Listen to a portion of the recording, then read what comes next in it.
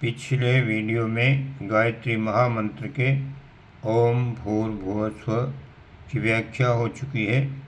अब उसका जो प्रथम अक्षर है तत्व, उसका हम यहाँ पर विवेचन करने जा रहे हैं। तत्व यानी ब्रह्म ज्ञान का प्रकाश।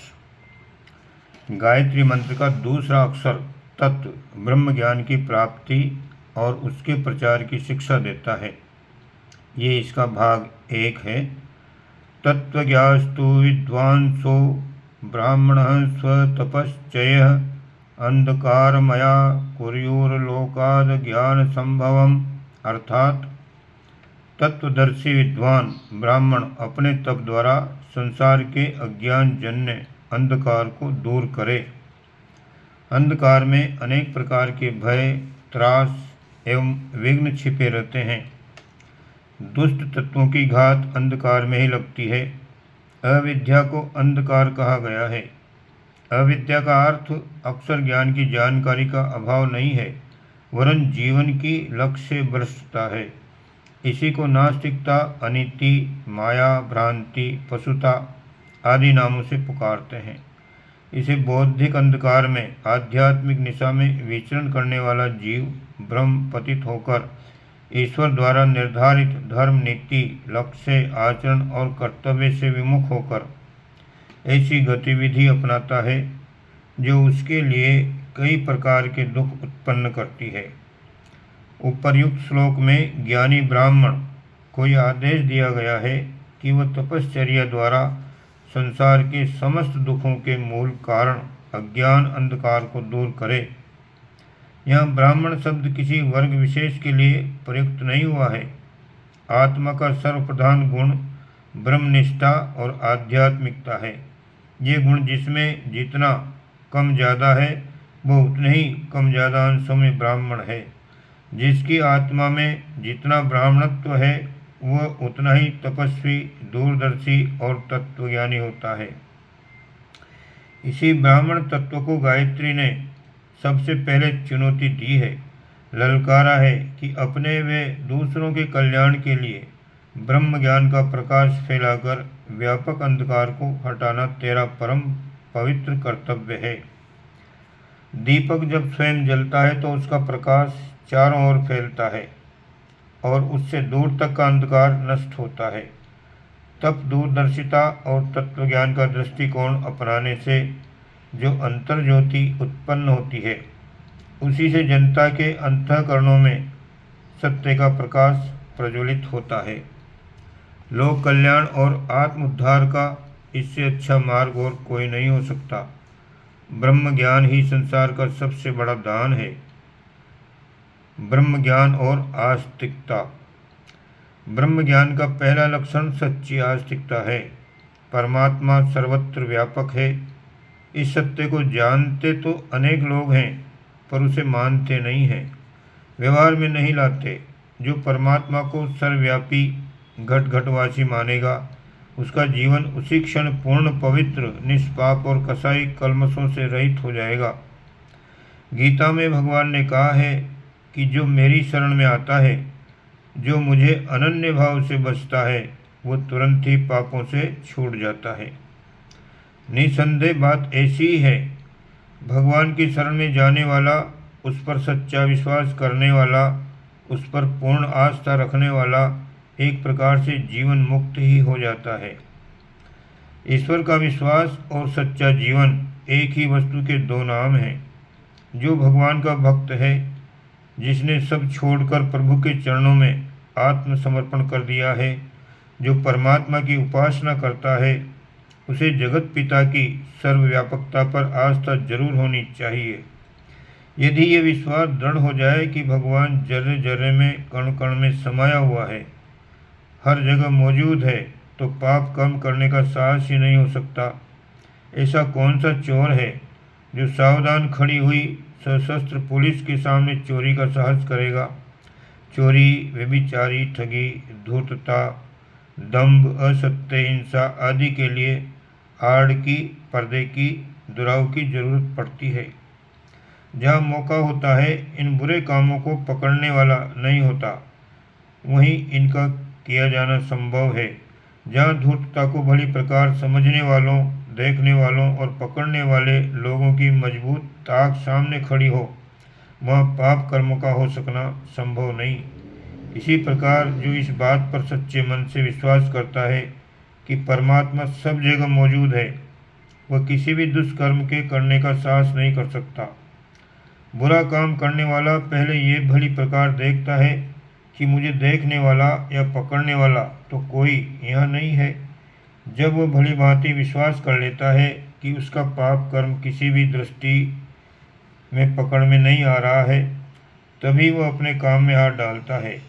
इसी प्रकार जो व्यक्ति अपने को परमात्मा की दृष्टि या पकड़ से बाहर मानते हैं, वे ही दुष्कर्म करने को उद्यत हो सकते हैं। पाप कर्म करने का स्पष्ट अर्थ यह है कि वह व्यक्ति ईश्वर को मानने का दम्भ भले ही करता हो, पर वास्तव में वह परमात्मा के अस्तित्व से इनकार करता है। उसके मन को इस बात पर भरोसा नहीं है कि परमात्मा यहाँ मौजूद है। यदि विश्वास होता तो इतने बड़े हाकिम के सामने किस प्रकार उसके कानूनों को तोड़ने का साहस करता। जो व्यक्ति एक पुलिस की चपरासी को देखकर भय से थर-थर कांपा करते हैं, वे लोग इतने दुस्साहसी नहीं हो सकते कि परमात्मा जैसे सृष्टि के सर्वोच्च अफसर की आंखों के आगे न करने योग्य काम करे, उसके कानून को तोड़े, उसको क्रुद्ध बनावे, उसका अपमान करे। ऐसा दुस्साहस तो सिर्फ वही कर सकता है जो ये समझता हो कि परमात्मा कहने सुनने भर की चीज़ है। वो पोथी पत्रों में, मंदिर मठों में, नदी तालाबों में या कहीं स्वर्ग नरक में भले ही रहता होगा, पर हर जगह वह नहीं है। उसकी दृष्टि और पकड़ से मैं बाहर हूँ। जो लोग परमात्मा की सर्वव्यापकता पर विश्वास नहीं करते, वे ही नास्तिक हैं। जो प्रकट या अप्रकट रूप से दुष्कर्म करने का साहस कर सकते हैं, वे ही नास्तिक हैं। इन नास्तिकों में कुछ तो भजन पूजा बिल्कुल नहीं करते, कुछ करते हैं। जो नहीं करते वे सोचते हैं कि व्यर्थ का झंझट मोल लेकर उसमें समय क्यों गंवाया जाए। जो पूजन भजन करते हैं वे भीतर से तो न करने वालों के समान ही होते हैं, पर व्यापार बुद्धि से रोजगार के रूप में ईश्वर की खाल ओढ़ लेते हैं। कितने ही लोग ईश्वर के नाम के बहाने ही अपनी जीविका चलाते हैं। हमारे देश में करीब 56 लाख आदमी साधु संत के भेष में ऐसे हैं जिनकी कमाई पैसा रोजगार ईश्वर के नाम पर ही चलता है। यदि वे ये प्रकट करें कि हम ईश्वर को नहीं मानते, तो उसी दिन उनकी ऐश आराम देने वाली बिना परिश्रम की कमाई हाथ से चली जाएगी। इसलिए उन्हें ईश्वर को उसी प्रकार ओढ़े रहना पड़ता है जैसे जाड़े से बचने के लिए गर्मी देने वाले कंबल को ओढ़ कर रखते हैं। जैसे ही ये ज़रूरत पूरी हुई, वैसे ही कंबल को एक कोने में पटक देते हैं। ये तिजारती लोग जनता के समक्ष अपनी ईश्वर भक्ति का बड़ा भारी घटा टोप बांधते हैं, क्योंकि जितना बड़ा घटा टोप बांध सकेंगे उतनी ही अधिक कमाई होगी। तिजारती उद्देश्य पूरा होते ही वे अपने असली रूप में आ जाते हैं। पापों से खुलकर खेलते हुए एकांत में उन्हें जरा भी झिझक नहीं होती। एक तीसरी किस्म के नास्तिक और हैं। एक प्रत्यक्ष रूप से ईश्वर के नाम से रोजी नहीं चलाते, बल्कि उल्टा उसके नाम पर कुछ खर्च करते हैं। ईश्वर का आडंबर उनके द्वारा आए दिन रचा जाता रहता है। ईश्वर पर शरीर पर ईश्वर भक्ति के चिन्ह धारण किए रहते हैं। घर में ईश्वर के प्रतीक मौजूद होते हैं। ईश्वर के निमित्त कहे जाने वाले कर्म कांडों का आयोजन होता रहता है। ईश्वर भक्त कहलाने वालों का स्वागत सत्कार, भेंट पूजा होती रहती है। ये सब इसलिए होता है कि लोग उनके संबंध में अच्छे ख्याल रखें, उनका आदर करें, उन्हें धर्मात्मा समझें, उनके जीवन भर के कुकर्मों की कलई न खोलें और आज भी जो उनके दुष्कर्म चल रहे हैं वह धर्म की आड़ में छिपे रहें। चौथे प्रकार के नास्तिक वह हैं जो पाप छिपाने या धन कमाने के लिए नहीं, किंतु अपने को पुजवाने के लिए, यश और श्रद्धा प्राप्त करने के लिए ईश्वर भक्त बनते हैं। इसके लिए कुछ त्याग और कष्ट भी उठाते हैं, पर भीतर से उन्हें प्रभु की सर्वव्यापकता पर आस्था नहीं होती। कुछ लोग रिश्वत के रूप में ईश्वर भक्ति को साधते हैं। अमुक भोग ऐश्वर्य की लालसा उन्हें उसी मार्ग पर ले जाती है।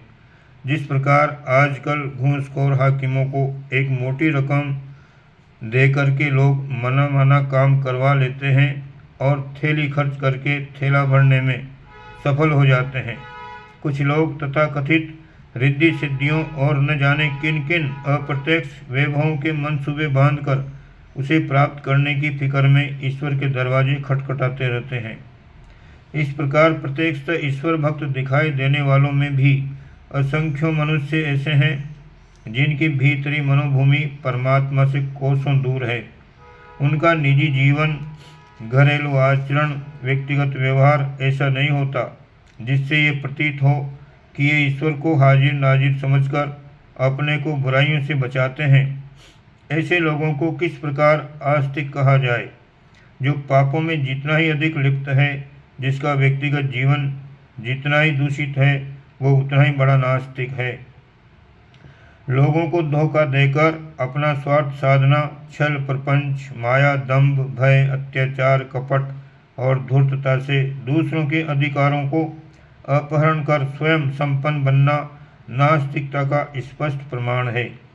जो पाप करने का दुस्साहस करता है वह आस्तिक नहीं हो सकता, भले ही वह आस्तिकता का कितना ही बड़ा प्रदर्शन क्यों न करता हो।